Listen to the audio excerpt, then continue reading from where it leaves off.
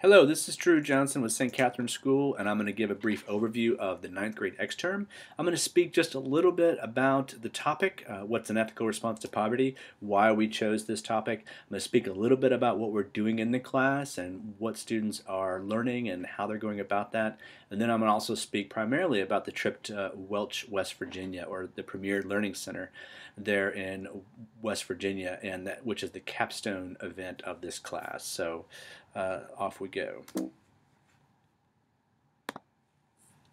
So one of the reasons why we chose this topic is the way it has been with us for so long.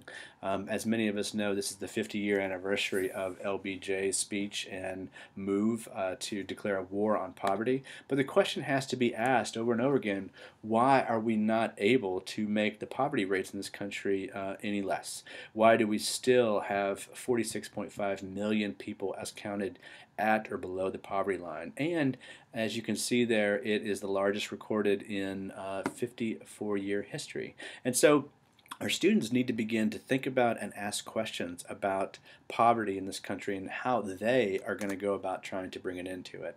Also, we feel that this topic connects really closely with two of the core values of St. Catherine's.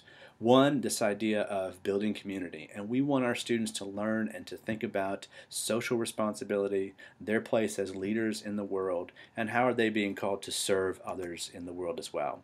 Secondly, throughout the time together, we want our students to reflect, and particularly reflect on this idea, the recognition of God in every human being, and how we should and are called to think about every human being, whether poor or rich, that we need to think about our responsibility to them and reflect on how they are a child of God as well.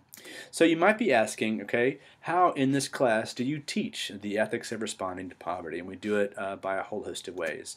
First, in class, we play a game called Life Happens, and this happens over several class periods where our students are broken up into family groups, and they then have to live out the actual realities based on the 2010 census data of various families in the city of Richmond that represent a wide spectrum. So we have families that would represent a low-income family, families in poverty, middle-class families, upper class families as well. And so they're placed in these groups, they create a family budget, they think about their monthly expenses and where they're going to shop, what they're going to buy, and then they go through this month in and month out game of what we call Life Happens. Just like any one of us, the car breaks down, someone needs to go to college, there's an illness in the family, we ask questions about how you as a family, based on the realities in Richmond, are going to live that out a week in and week out, month in and month out. And it's a very enlightening game that they play.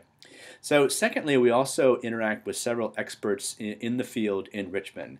And we are once again excited to have Dr. John Meeser, who will be coming and joining our class during our half day. He is with the Bonner Center for Civic Engagement, and he is going to offer a conversation and presentation to our students about the new realities, as you see there, of race and economics in the city of Richmond. So, and then also we try to have students do small group work and presentations to each other that really highlight and bring together questions on how people find themselves in situations of poverty.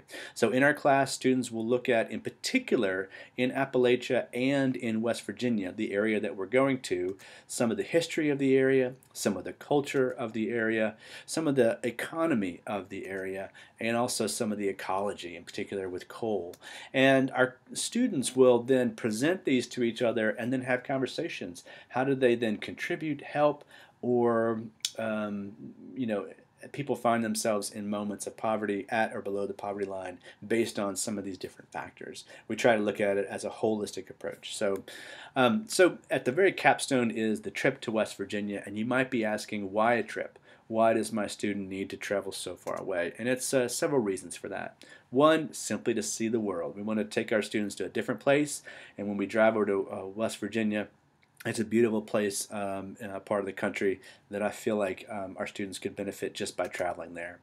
We also want our students to get off campus as a ninth grade. We hope that we are creating a positive experience for them to bond as ninth graders, to come together and to have a trip that they'll always remember and think back to. We want them to get out beyond these walls of St. Catherine's and to serve others. And then finally, we want them to learn other stories. And when we're in West Virginia, we do have moments to sit and to talk to people who worked in coal mines, who worked in Welch, West Virginia back in its heyday. And so it's great for our students to learn those stories. So finally, in this part of the presentation, I want to share with you just a short video clip from one of our teachers at St. Catherine's, John Morgan, who as a student at St. Christopher's School, he went to the exact same place in West Virginia on a mission trip of his own. So here's what he had to say. In 1993, I was a senior at St. Christopher's School, and I had the fortunate opportunity of going to Welch, Virginia on a mini-semester trip with St. Catherine's and St. Christopher kids. And it was a very valuable experience because it got me outside of Richmond, got me outside of Libyan Grove, and I was able to help others in need. Specifically for myself, every day we broke into small groups, hopped in the van, and then we were put in different locales in the area where they needed help. And I remember specifically helping build a new outhouse for one family and repairing a kitchen floor, in addition to helping reinstall some siding on a home. And I just came back to Richmond, recognizing that not everyone is of means, that other people don't live like we do, and it taught me how to get along with others, and also to help build new relationships within the St. Christopher's and St. Catherine's community, because I was working with kids that I didn't normally hang out with in my own grade and across grade level. So it was a great experience. And so our class will be traveling to the Highland Education Project, which is in Premier, West Virginia. Just to give you a sense of where that is in the map. From Richmond, we'll be driving due west past, obviously, Charlottesville, and then down the interstate towards Blacksburg, and then on over into West Virginia. More closely, as you see in the circle there, there's Welch, West Virginia, which is basically due west of Blacksburg, and that's a more closer look at where we'll be traveling. And then finally, so part of the class will be in Welch, West Virginia, and part of the class will be in Premier. Our group is broken up into two sections, and that is on the map there, just a few minutes drive from one another, and our chaperones and our teachers will be at either of those places as well. So here's a picture of Welch, West Virginia. In the 1940s and 50s, it was a booming steel and coal company. And this is one of the reasons why we go to Welch, West Virginia. At one time, it was producing more coal and more steel than any place in the United States. And there are a lot of small towns, just like this in America, where the steel companies have moved and coal production has gone down.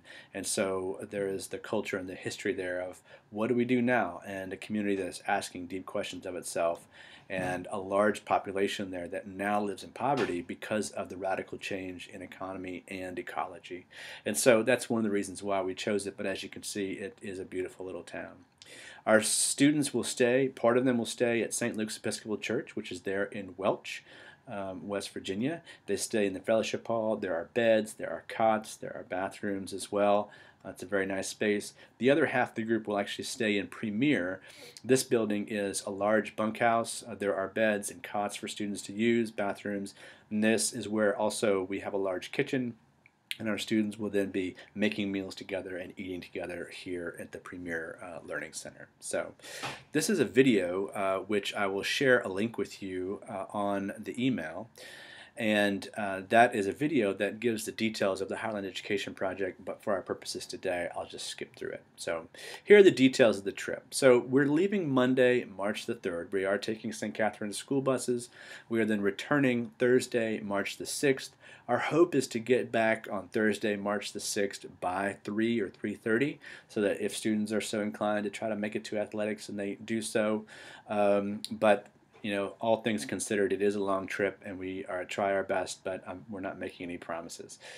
Making our meals together at the retreat center as family groups, so students will make a breakfast together, eat breakfast in their separate groups. They will then make a sack lunch for themselves, and then off they go to do their work during the course of the day. The cost is $75 per person, and this is basically to help for the food for the course of the week and the transportation. And we also want to make sure that anybody who's watching this video knows that if this $75 is an issue for you, please, please, please email me and let me know, and we will be happy to take care of it for you or help you with that. So during the course of the week, our students will be doing the following. Very light home projects. In previous years, we were doing things like painting, some light window weather treatments to help with insulation and whatnot. Very light, if any, construction, but mostly cosmetic things that we'll be working on. So we also have students that will be working with the local food bank, quite possibly the local elementary school, and our students have been working in other places in Welch and around Premier and Welch, West Virginia. All of our students, when they go out in the community, are in groups together, and all of them are with at least one, if not two, St. Catherine's faculty and staff. And so in the evening times, when we are all together, students will be doing things like playing board games. We do take guitars and have a sing-along, and then we try to have a moment of reflection every night where students think about the day and reflect on, the work they've done. So here's our ninth grade team. Here are the teachers and administrators that will be going on the trip for the West Virginia. And so Kelly Stevenson is a Latin teacher here in the upper school. Andy Thompson is a religion teacher here at St. Catherine's. Shay Kinzer teaches in the English department here at St. Catherine's. Dean Ehrenholt. So Frazian Ehrenholt is the Dean of Students here at St. Catherine's School. Jennifer Harper teaches in the science department, in particular environmental science. And then we have Dr. Turner, who teaches history here at St. Catherine's in the upper school. And then me, Drew Johnson, who is a religion teacher. Finally, if you have any questions at all, anything that we have not covered in this presentation, feel free to give us an email to ask any questions that you may have. We'll be continuing the flood of emails and push pages and documents coming your way over the course of the next couple of months about our trip to West Virginia. But those are the basics, and if you feel like you have any questions, feel free to email either myself at the email address you see there, or you can email Dr. Hood, who is in charge of Exterm from an administrative perspective. So hope this helps alleviate any anxiety. And two things to wrap up with. One, we are always checking the weather, and we're always seeing to weather patterns and if snow is coming and whatnot. Last year we actually did have to cancel last minute the trip to West Virginia because of the weather, that we were afraid we would get to West Virginia and be snowed out. It didn't seem to be as bad as we had thought it was, and so we did cancel when we may have been able to go through with it. But just know that we are considering your child's safety and the safety of the group. And if we do cancel, like we did last year, we end up trying to do some service work in the city of Richmond as well. So any other questions, feel free to email me, and I will leave it there for our presentation. I hope this helps with you, and God bless.